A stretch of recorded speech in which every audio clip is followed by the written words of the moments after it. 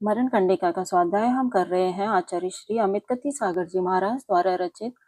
मंगलम भगवान वीरो मंगलम गौतमो गणी मंगलम कुंकुंधारियो जैन धर्मोस्तु मंगलम सर्व मंगल मंगलयाम सर्व कल्याणकारिकम प्रधानम सर्व धर्माणम जैनम जयतु शासनम जैनम जयतु शासनम जैनम जयतु शासनम।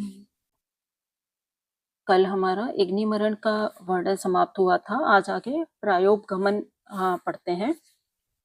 संक्षेप से अग्निमरण को कहा, अब प्रायोपगमन मरण को संक्षेप विधि से कहूंगा। अग्निमरण में जो पराक्रम विधि कही थी, विशेष से प्रायोपगमन मरण में भी वही पराक्रम श्रुत के पारगामी गणधर आदि के द्वारा देखी गई है, कही गई है। इस मरण में तृण काष्ठ आदि का संस्तर नहीं किया जाता तथा अपने द्वारा और पर के द्वारा वैयावृत्ति भी नहीं किया जाता। कसाय और काय की कृशता को जिसने कर लिया है, ऐसा योगी इस मरण को करता है।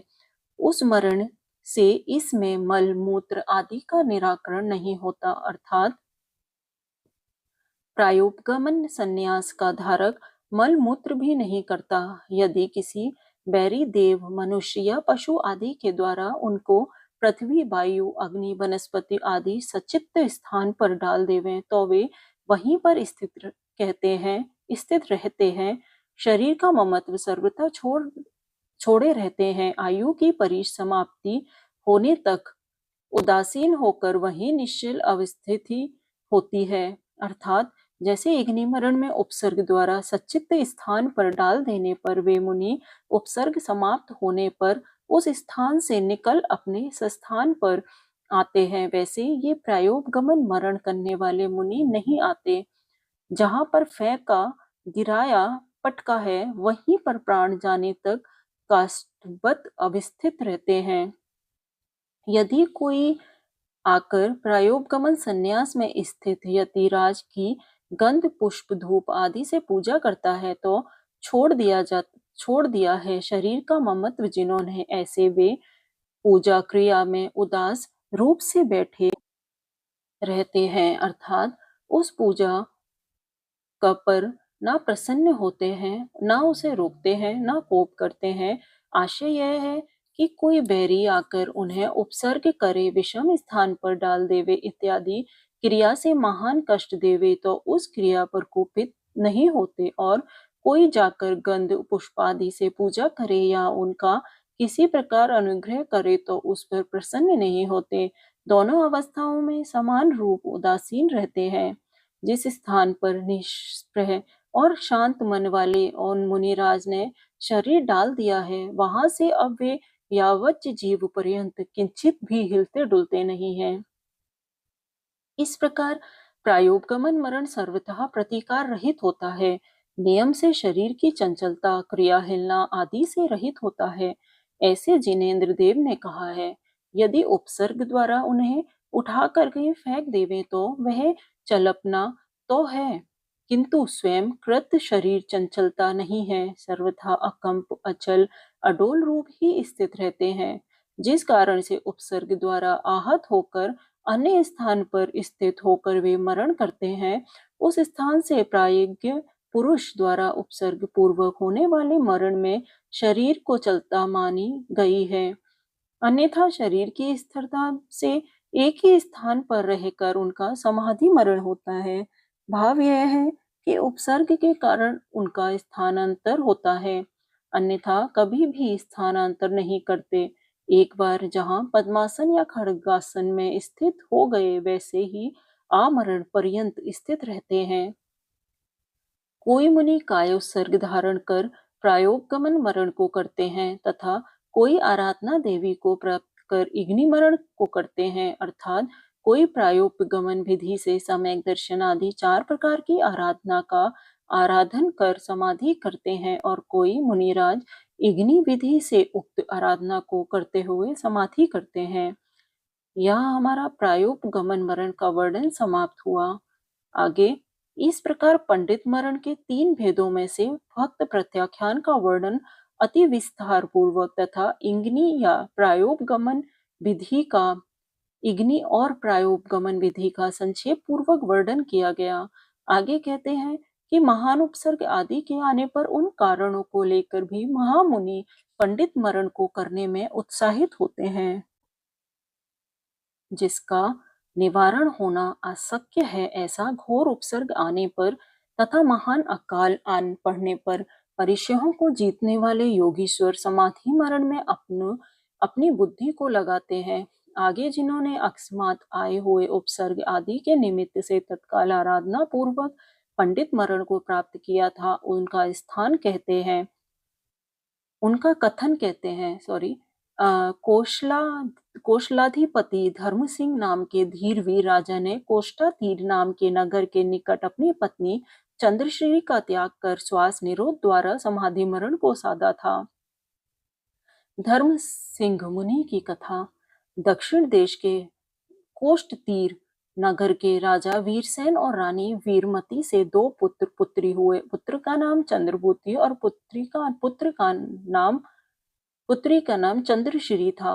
चंद्रश्री का विवाह कौशल देश के राजपुत्र धर्म सिंह से हुआ। दोनों का समय सुखपूर्वक व्यतीत होने लगा। धर्म सिंह अत्यंत अधर्म प्रिय था। विशाल राज्य का संचालन करते हुए भी मुनियों को आहार दान तथा जिन पूजा को यह अवश्य करता था। किसी दिन दमधर मुनिराज ने धर्मोपदेश सुनकर धर्म सिंह नरेश ने जिन दीक्षा ग्रहण की और तपस्या करने लगे। रानी चंद्रश्री को बहुत दुख हुआ। भाई चंद्रभूति बहन को दुखी देखकर धर्म सिंह मुनि को जबरन चंद्रश्री के पास ले आया, किंतु धर्म सिंह पुनः वन में गए और तपस्या में लीन हुए। कुछ दिन इसी प्रकार व्यतीत हुए। चंद्रभूति ने किसी दिन वन विहार करते हुए उन मुनि को देखा। मुनिराज ने भी अपनी तरफ आते हुए उस अपने साले को देखकर पहचान लिया। उन्होंने सोचा कि यह मुझे तपस्या से च्युत करेगा। जहां मुनि तपस्या कर रहे थे वहां वन में पास में एक हाथी का कलेवर पड़ा था। धीरवीर मुनि धर्म सिंह उसी में घुस गए। उन्होंने 4 प्रकार के आहार एवं संपूर्ण कसाय भावों को त्याग कर संन्यास ग्रहण किया और तत्काल श्वास का निरोध कर प्राण छोड़े।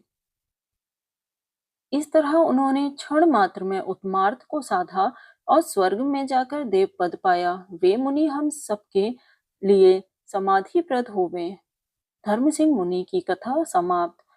पाटलिपुत्र नगरी में अपने पुत्रों के लिए मामा सबसुर द्वारा उपसर्ग किए जाने पर ऋषभसेन नाम के व्यक्ति ने श्वास का निरोध कर संलेखना की। ऋषभसेन मुनि की कथा। पाटलिपुत्र नगरी में ऋषभदत्त वृषभदत्ता सेठानी रहते थे। उनके पुत्र का नाम ऋषभसेन था। वह सर्वगुण और कलाओं में प्रवीण एवं अत्यंत धर्मात्मा था। उसका विवाह अपने मामा की पुत्री धनश्री के साथ हुआ था। किसी दिन दमधर नाम के मुनि के समीप धर्मोपदेश सुनकर उसने जिन दीक्षा ग्रहण की, इससे धनश्री रात दिन दुखी रहने लगी। धनश्री का दुख पिता धनपति से देखा नहीं गया। उसने मुनि ऋषभसेन को उठाकर धर ले आया और उसे अनेक कपट द्वारा ग्रस्त बना दिया। कुछ दिन बाद अवसर पाकर ऋषभसेन पुनः मुनि बन गए। दुष्ट धनपति पुनः अर्थात उनको घर पर लाया और क्रोध में साकल में बांध दिया। मुनि ने देखा कि यह पुनः मुझे विवश कर रहा है, मेरी संयम निधि लूटेगा। उन्होंने स्वाक्षोपवास का निरोध कर आराधना पूर्वक संन्यास द्वारा प्राण त्याग किया और स्वर्ग में जाकर वैमानिक महंदिक देवपद प्राप्त किया। इस प्रकार ऋषभसेन मुनिराज ने ऐसी विषम स्थिति में भी आत्म कल्याण कर लिया। ऋषभसेन मुनि की कथा समाप्त। मुनि का वेश लेकर चोर ने राजा को मारा था। उस वक्त वहां पर आचार्य ने संग पर आने वाली बड़ी आपत्ति को दूर करने के लिए शस्त्र ग्रहण कर शस्त्र से अपना घात कर समाधि मरण किया था। यति ऋषभ आचार्य की कथा। श्रावस्ती नगरी का राजा जयसेन था। उनके पुत्र का नाम वीरसेन था। उस नगरी में शिवगुप्त नाम का बौद्ध भिक्षु था। वह निर्दयी एवं मांस भक्षी और कपटी था। राजा जयसेन बौद्ध धर्म पर विश्वास करता था अतः शिवगुप्त को अपना गुरु बनाया। एक दिन यति ऋषभ आचार्य संग सहित उस नगरी के ब्रह्म उद्यान में आए। प्रजाजनों को उनके दर्शनार्थ जाते देखकर राजा की कौतूहलवश उद्यान में गया। वहां पर कल्याणकारी मिष्ट बाणों से आचार्य उपदेश दे रहे थे। उपदेश तात्विक एवं तर्कपूर्ण था। उसे सुनते ही राजा जैन धर्म का श्रद्धालु हो गया। उस दिन से उसने बुद्धि की उपासना छोड़ दी। इससे बौद्ध भिक्षु शिवगुप्त को बड़ा क्रोध आया। उसने राजा को बहुत समझाया, किंतु वह राजा को जैन धर्म की श्रद्धा को नष्ट नहीं कर सका। तब पृथ्वीपुरी नाम की नगरी में बौद्ध धर्मी राजा सुमति के पास जाकर जब जयसेन राजा का जैन होने का समाचार कहा, सुमति राजा ने जयसेन के पास पत्र भेजकर उसको पुनः बौद्ध बनने को कहा, किंतु जयसेन नरेश ने स्वीकार नहीं किया। सुमति का कोप बढ़ता गया। उसने गुप्त रूप से जयसेन को मारने का जाल रचा। उस दुष्ट ने नौकरों से पूछा कि कोई ऐसा वीर है जो जयसेन को मार सकता है। तब एक हिमारक नाम के व्यक्ति ने इस कार्य को करना स्वीकार किया। वह दुष्ट हिमारक सावस्ती में आकर कपट से उन्हीं यति ऋषभ आचार्य के समीप मुनि बन गया। राजा जयसेन दर्शनार्थ प्रतिदिन आया करता था। एक दिन अपने नियम अनुसार दर्शनार्थ आया। आचार्य के निकट धर्म चर्चा आदि करके नमस्कार कर जाने लगा कि मुनि वेशधारी उस दुष्ट हिमाकर ने राजा को शस्त्र से मार दिया और स्वयं तत्काल भाग गया। आचार्य इस आकस्मिक घटना को देखकर सोचने लगे, उन्हें राजा की मृत्यु से संघ के ऊपर आने वाली घोर आपत्ति से बचाने का अन्य उपाय नहीं दिखा। अतः सामने दीवार पर यह अनर्थ किसी ने जैन धर्म के द्वेष से किया है इतना लिखा और तत्काल वहां पर पड़े उसी शस्त्र से घात कर संन्यास ग्रहण कर प्राण त्याग किया। जयसेन राजा के पुत्र वीरसेन को अपने पिता की मृत्यु के समाचार मिले। वह उस स्थान पर आकर देखता है जो राजा के निकट आचार्य को भी दिवंगत हुए देखकर आश्चर्यचकित हुआ। इधर उधर देखते हुए उसकी नजर दीवार पर पड़ी और पूर्वोक्त पंक्ति पढ़ते ही उसे समझ में आया कि यह सब घटना किस प्रकार हुई है। वीरसेन का हृदय आचार्य यति ऋषभ की भक्ति से भर आया। उसको पहले से जैन धर्म पर श्रद्धा थी, अब और अधिक दृढ़ हो गई। इस प्रकार यति ऋषभ आचार्य ने क्षण मात्र में आराधना पूर्वक समाधि को सिद्ध किया था। यति ऋषभ आचार्य की कथा समाप्त। इसी मरण से नंद राजा के क्रोधित होने पर सकटाल नाम के मुनि ने शस्त्र द्वारा घात कर समाधि मरण रूप अपना स्वार्थ सिद्ध किया था। सकटाल मुनि की कथा। पाटलिपुत्र नाम की नगरी में राजा नंद राज्य करता था। उसके दो मंत्री थे, एक का नाम सकटाल और दूसरे का नाम ये छपा नहीं है इधर, दूसरे का नाम नीचे दिया है, बाररुचि था।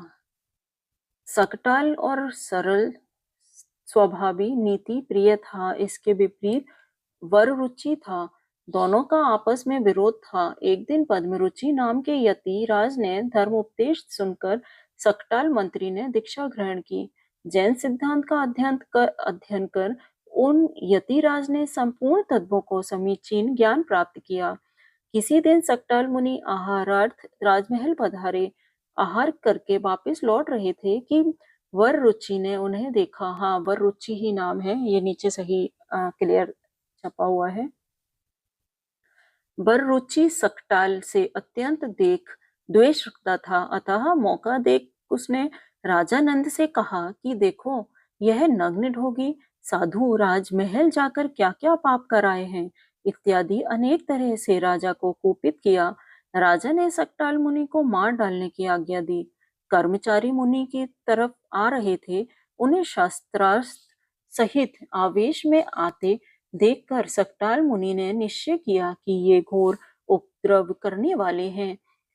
उन्होंने तत्काल चतुर आहार का त्याग एवं राग द्वेष कसाय का त्याग कर संन्यास ग्रहण किया और शस्त्र द्वारा प्राण त्याग कर स्वर्गारोहण किया। सकटाल मुनि की कथा समाप्त। अच्छा, यहाँ हमारा अब 10वां अधिकार समाप्त हुआ। अब 11वां अधिकार प्रारंभ हो रहा है, बाल पंडित मरण अधिकार। अब ये 11वां अधिकार कल प्रारंभ करेंगे। जा वाणी के ज्ञान से सोझे लोका लोग, जो वाणी मस्तक धरो सदा देते हो लोग। ऐ जिन वाणी भारती तो जपु दिन रे, जो तेरी शरण आ गए सो पावे सुख चैन, जो तेरी शरण आ गए सो पावे सुख चैन। 9वां नमोकार मंत्र।